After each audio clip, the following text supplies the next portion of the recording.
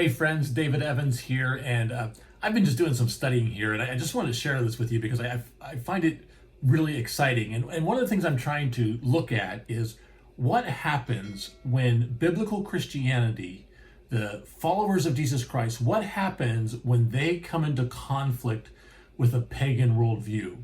So how do these early first century believers impact this new world of the Roman Empire and what was going on? See, Rome had an ideology, and many times you'll hear it called Pax Romana, the peace of Rome. And one of the foundations of that is for Rome to have true peace, they had to do it through victory or through war.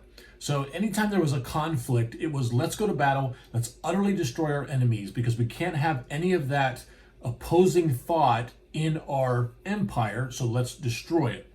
So they always said, hey, we got to get the right people in charge, or the right leaders.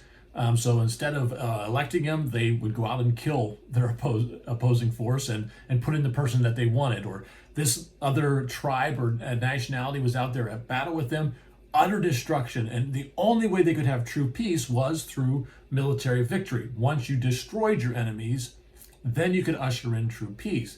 But what happens when you have the ideology of a believer come into that, where Christ says that we love our enemies, we do good to those that despise us, that we love our neighbor as ourselves. You know, we welcome the enemy around the table. What happens with that? See, one thing in Rome was the population was very poor in general. Basically, 80% of the Roman Empire's population was at a subsistence level, barely meagerly making it, or less than that. So when you have a 80% population that's barely surviving, the concept of poor is everywhere. The poor people are absolutely everywhere. And Rome kept fighting with this idea of providing free bread just to keep the Roman Empire going. So the other side of it is, in the Roman ideals of the caste system, the poor were considered less than human. In one of the lectures called Rise of Rome, Gregory Aldry talks about that only the rich and are able to basically live without actually working are considered to be fully human and civilized.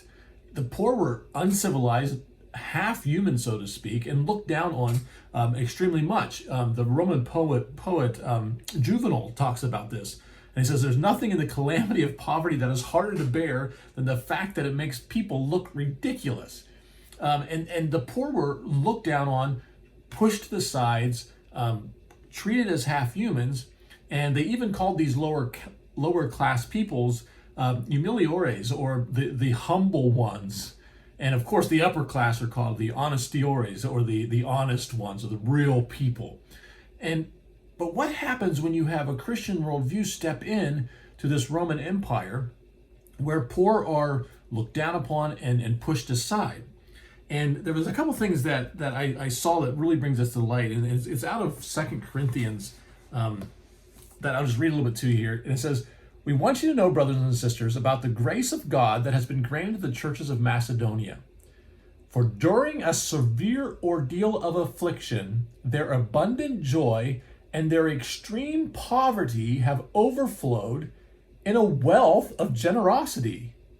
If you catch that, during extreme affliction and extreme poverty, they overflowed in a wealth of generosity on their part. For as I can testify, this is Paul talking, they voluntarily gave according to their means, and even beyond their means, begging us earnestly for the privilege of sharing in this ministry. So in 2 Corinthians, we see how this early church was, even in their poverty of these new believers, were generously giving and to help out in this ministry. And it says their generosity was beyond their means. They were just opening their homes, opening their tables, providing bread, and bringing this. Now, what's really exciting about this, and one of the reasons why I wanted to do this video, if you look at how this early church transitioned and transformed the Roman Empire, we even have an emperor, Emperor Julian. This is about 360 AD, so a couple hundred years after the early church. But it's kind of the end effect of how this early church transformed the Roman Empire. And I just wanted to read a little bit about what he said. I mean, this is the Emperor of Rome writing down how he looked at these, and he calls them impious Galileans, the ones who followed Jesus Christ of Galilee.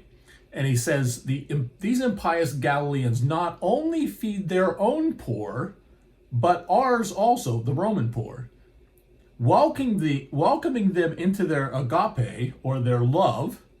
Remember these love meals that they're doing, these love banquets? They attract them as children are attracted with cakes. While the pagan priests neglect the poor, the hated Galileans devote themselves to works of charity, and by a display of false compassion, have established and given effect to their pernicious errors. See their love feast and their tables spread for the indignant. Such practice is common among them and causes the contempt for our gods. Now, I love that, because we can look at the text and we see 2 Corinthians, this early church, saying how they gave abundantly to help the poor and the needy, welcomed them into their love feast, opened their arms, redeemed the poor and marginalized of their society, brought them into fellowship, back into the family, welcomed them, gave them the gospel message, and in doing so, transformed this pagan society. It goes completely against Pax Romana, this idea that victory, conquering, only comes through war. And we see that Christ's mission came because they saw that victory doesn't come through war. Victory comes because we loved our brother and our neighbor. I hope you enjoyed that. Thank you so much for watching.